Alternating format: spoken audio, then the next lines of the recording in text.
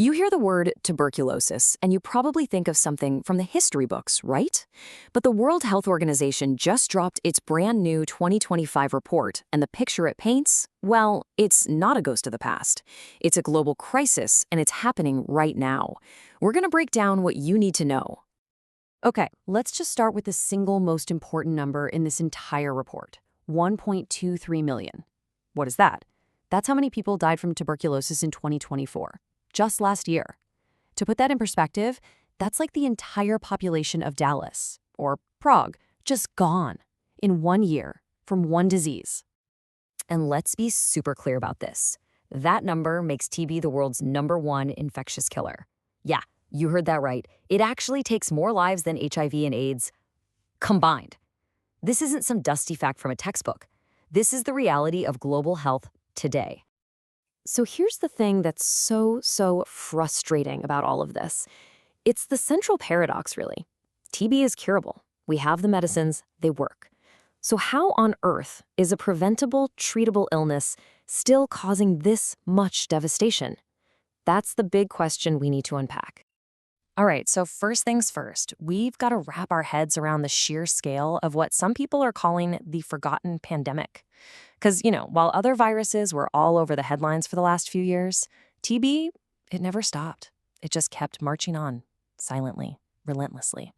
So in 2024 alone, an estimated 10.7 million people got sick with TB. That's, nearly 30,000 people every single day? This scale we're talking about here is truly on par with a global pandemic. And while TB is a threat everywhere, the burden isn't shared equally. Not even close. A staggering 86% of all cases are packed into just 3 regions: Southeast Asia, the Western Pacific, and Africa.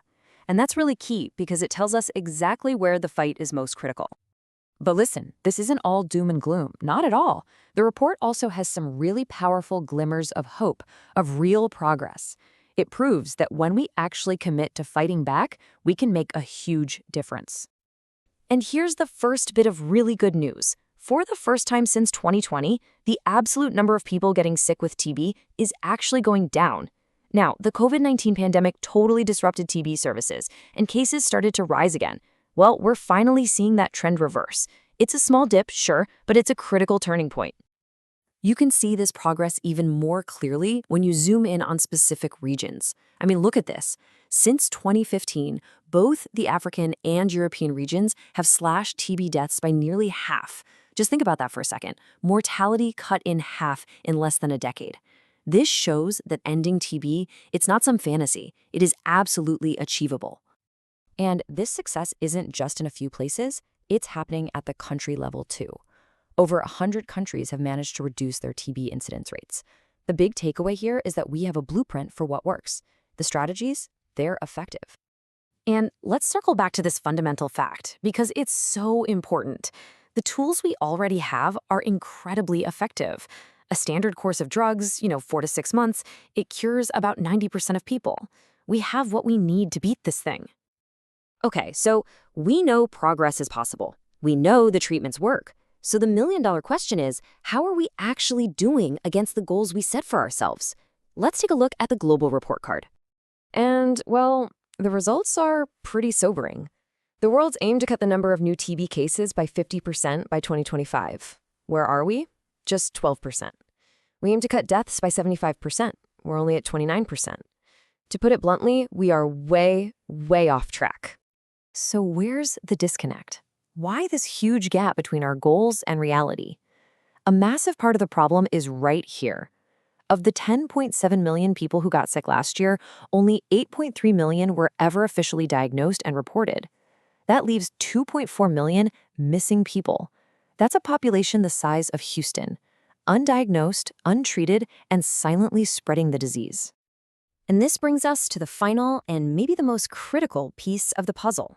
All the progress we've seen, it's fragile, and it's being threatened by one single massive factor: money, or the lack of it. To really get this done, to fund prevention, diagnosis, and treatment for everyone who needs it, global leaders set a target. The goal was to invest $22 billion a year by 2027. That's the price tag. That's what it would take to end this epidemic. And here's what actually happened. In 2024, the entire world spent just $5.9 billion. That is barely a quarter, only 27% of what's needed. The gap between what's required and what's actually being invested, it's just enormous. The head of the WHO, Dr. Tedros, he puts it very bluntly. He says we've entered a new period of scarcity. This isn't some problem we're worried about down the road. The financial crisis for global health is already here. And what's really alarming, what keeps people up at night, is that this funding gap is actually about to get worse. There are planned cuts to international donor funding that threaten to undo all the hard-won progress we just talked about. We could literally start moving backward. So we end up right back where we started, with a paradox.